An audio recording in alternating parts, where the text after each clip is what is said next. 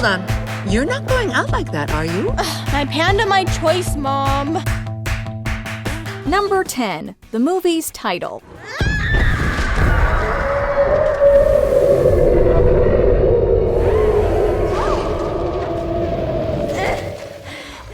The meaning behind the title, Turning Red, can be interpreted in a few different ways, some more suggestive than others. The most literal meaning is that May turns into a red panda, something that kids and adults can understand. That she's like a magical bear? Red panda! The title can also refer to the emotions that might turn your face red, such as anger, embarrassment, stress, and excitement, all of which May experiences. No wonder May's such a loser.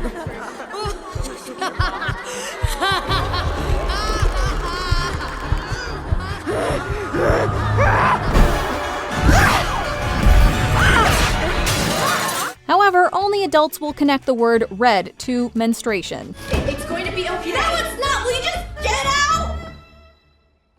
Excuse me? I didn't mean that. I'm a gross red monster! It's both overt and subtle simultaneously. We imagine that when a lot of kids take health class or have the talk with their parents, they'll look back at this movie's title and say, "Oh, now I get it." Who is he? Did he do these things to you? No! It's just made up, Mom! Number 9. The 2000s and 90s references. Yo, what's up, Jay? While the central themes, characters, and story are timeless, only those born before 2002 will be familiar with the retro references. It was a simpler time when kids passed handwritten notes in class rather than text. Some kids had phones, but they flipped open and didn't have touchscreens. Instead of being glued to tablets, Tamagotchis were our best friends. We didn't listen to music on our phones either. Mixed CDs and radios were the way to go. And here's your reward. 99 Australian tour with the Girl I Love Your Jeans remix. OMG, Mirror. I'll guard it with my life. Speaking of music, boy bands may still be popular now, but nothing tops the peak of Backstreet Boys and NSYNC mania. Don't wanna hear you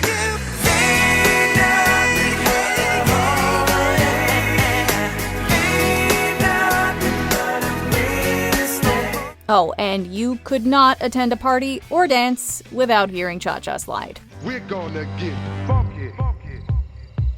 Everybody clap your hands. Clap, clap, clap, clap your hands. Number 8. The Red Wedding Night. Ming is very strict and cautious when it comes to the popular media that her daughter absorbs. Ironically though, we're not sure if the soap opera Ming watches with May is age appropriate. Getting ready for dinner, the family watches a Hong Kong drama where a two-faced woman plots to marry a royal and take the throne. He should have listened to his mother and married Lin Yi. Totally. Xiu Yi is so two-faced. Ming casually tells May that the character will likely stab her groom on their wedding night. She's just using him to get to the throne. She'll probably stab him on their wedding night. Manipulation, usurping power, and murder don't translate to kid-friendly material. Yet Ming doesn't see the show as a bad influence. This actually mirrors some parents who turn a blind eye to violence in media, but if something is even remotely sexual, they shield their children's fragile eyes. No, absolutely not. What? But this is once in a lifetime! Number 7. Making money off May's panda. Upon realizing that the other kids adore the panda, May and her friends see a golden opportunity. To afford 4-town tickets, they start producing panda merchandise and charge the kids to see May's panda. To kids, this seems innocent enough. For adults, there are definitely some lines to read between. You know what's up. You know it's us, yeah. You ready? Here we go. The image of Abby as a bouncer isn't something anyone below the drinking age would be familiar with. There's also a level of business savvy well beyond the ears of 4 kids in grade 8 should have. We certainly didn't. You want it? I want it. You want it? I want it. You want it? I want it. At the film's end, the little joke that the Lee family is helping finance the rebuilding of the Toronto Sky Dome by using May's panda for publicity is probably something only the tax-paying audience might nod at. Say bamboo leaves! Bamboo leaves! Number 6. May's desire to rebel. Now, is there anything else I should know about Mei Mei? Nope. All good.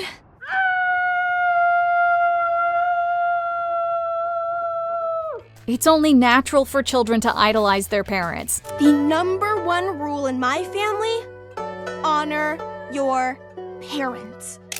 They're the supreme beings who gave you life, who sweated and sacrificed so much to put a roof over your head. As we grow older, though, the desire to rebel inevitably kicks in. Okay, well, thanks for listening. Good night.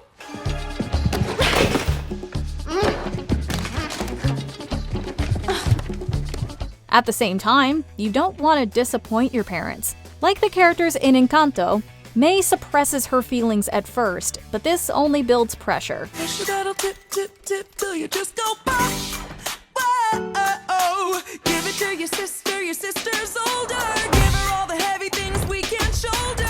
Turning Red traverses these complex emotions as May forms her own identity while trying to maintain the bond with her mother. I'm changing, Mom. I'm finally figuring out who I am.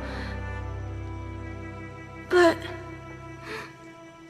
I'm scared it'll take me away from you. Little kids might not comprehend every layer of May's journey. However, they can still relate to May and learn from her experiences. This is the kind of film that helps kids understand emotions without them even realizing it. When they revisit Turning Red as adults, they'll recognize the true impact that the film had. And yeah, sometimes I miss how things were, but nothing stays the same forever. Number 5. The premise is kind of like Big Mouth. Thank you for your concern, Mother, but I'll be fine. Well, here's your lunch. I packed extra snacks. And herbal tea for cramps. It helps relax your... I got it. Thank you. Bye. Turning Red might be a little more grown up than some parents anticipated, but it's nothing compared to another coming-of-age animated property. Sorry you got your period? Don't be sorry. It's not a disease. It's totally normal. And I know nobody talks about it, but everyone gets their period, and now I got mine. While not nearly as graphic or foul-mouthed as Netflix's Big Mouth, there are several parallels. Both center on middle schoolers dealing with puberty, acceptance, and awkward moments. In both cases, a hairy beast helps the kids understand their changing bodies and emotions. I'm gonna kill him. Leave her alone. With Big Mouth, the kids receive regular visits from their hormone monsters and monstresses. Although these pseudo-shoulder angels don't always give the best advice, they ultimately teach the kids that these urges are normal. Instead of getting advice from a hormone monstress, May turns into one, setting her on a journey of self-discovery. Don't look at me. Stay back. Sweetie, it's okay. Mommy's here. What's happening to me? Number 4. What's wrong with stripper music? Give me 1, 2, 3, 4.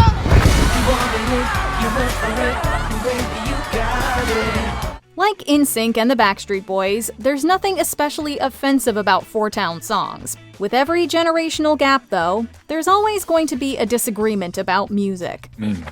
Maybe we should trust her. It's them I don't trust. Look at those glittery delinquents with their gyrations. Ming refuses to let May attend the Four-Town concert, writing the band off as lewd degenerates. Abby's mom shares the same mentality, describing Four-Town as stripper music. And you still said no. My parents said I could go when I'm 30. Mine called it stripper music. What's wrong with that? Mine said yes, but I have to buy the ticket. Who the heck's got that kind of cash? We actually had to rewind to make sure we didn't mishear Abby, but it's official. Disney allowed Pixar to use the word stripper. The moment flies by so fast that most kids probably won't think to ask what a stripper is, unless their parents gasp or giggle in response. This isn't music. This is filth. Number 3. Gyrating. I like boys. I like loud music. I like gyrating. I'm 13. Deal with it. Upon arriving at the concert in her giant red panda form, Ming is appalled to find so many underdressed hooligans. We love that even when she's furious with her daughter, Ming still takes the time to parent others. Everyone, go home! Where are your parents? Put some clothes on! Ming may be bigger, but May is ready to fight for her panda, her individuality, and her right to gyrate. What's gyrating, some kids might wonder. How could you be so crass? Oh, that's nothing. You want to see crass?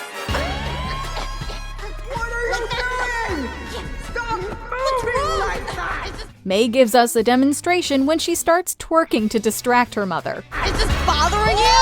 Take that money maker! Destroy her with their big butt! This includes slapping her butt and putting her head between her legs, much to Ming's horror. Honestly, it's not as risque as it sounds, but it's still kind of mind-blowing to see this in a Disney release. Take it, Mo! Take it! Stop it! Number 2. May's drawings.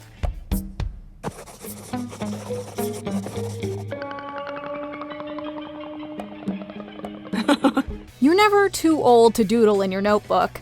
Between kindergarten and middle school, though, you might find yourself sketching more tantalizing things. You'll also find that mer people are surprisingly hot. Speaking of heat, you're gonna be sweating more than usual. In what's easily among the film's most uncomfortable moments, Ming stumbles upon May's lustful drawings of Devon. The overprotective mother jumps to conclusions about the 17-year-old clerk and her 13-year-old daughter.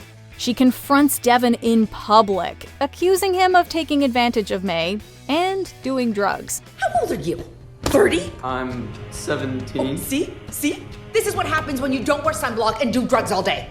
She's just a sweet, innocent child. How dare you take advantage of her? If you thought the drawings were suggestive, we're given a window into May's merman fantasies later on. Remember, kids, it's part of growing up, but maybe do a better job at hiding the drawings from your parents. You sicko! What were you thinking? Why would you draw those things? Those horrible, awful, sexy things! Before we unveil our top pick, here are a few honorable mentions. Other puberty connections. Getting hairier and smellier are also parts of growing up. It'll go away. Eventually. Maybe. Oh, May. I hate this. I'm slobby, I'm smelly. My mom won't even look at me. My Panda, My Choice. A spin on My Body, My Choice. Hold on. You're not going out like that, are you? My panda, my choice, Mom. I'll be back before dinner, okay? What happens to May's clothes? Wouldn't they rip when she transforms, or is that part of magic? Yes! No! Naughty words. Perv, sexy, narc, and crap. All brought to you by the mouse. And I will not hesitate to do a spontaneous cartwheel if I feel so moved. Oh, crap! Awooga! It's like Red Hot Riding Hood, but with the roles reversed. Awooga! Number 1. The Red Peonie. Are you sick? Is it a fever? A stomachache? Chills? Constipation? Wait, is it that? Did the red peony bloom? No! Maybe? Although period is never said out loud in Turning Red, Ming paints a vivid portrait with her description of a delicate flower. You are now a beautiful, strong flower. Who must protect your delicate petals and clean them regularly. Well, vivid for adults at least. The reference may fly over children's heads. They also might be left wondering what pads are. I have ibuprofen, vitamin B, a hot water bottle, and pads. Regular, overnight, scented, unscented, thin, ultra thin with wings. Awesome, just leave them by the sink. Whether or not parents take this opportunity to talk to their kids about puberty, we applaud the reference to a common part of growing up. If anything, seeing menstrual products represented in a family-friendly film helps normalize the subject at a young age. So when the red peony does bloom, they're less inclined to feel ashamed, scared, or alone. We were so worried. We thought you died of embarrassment. You need more pads? I brought extra. It also shatters the stigma against discussing pads, although Ming admittedly could have been more discreet in front of May's class. Did you enjoy this video? Check out these other clips from WatchMojo, and be sure to subscribe and ring the bell to be notified about our latest videos.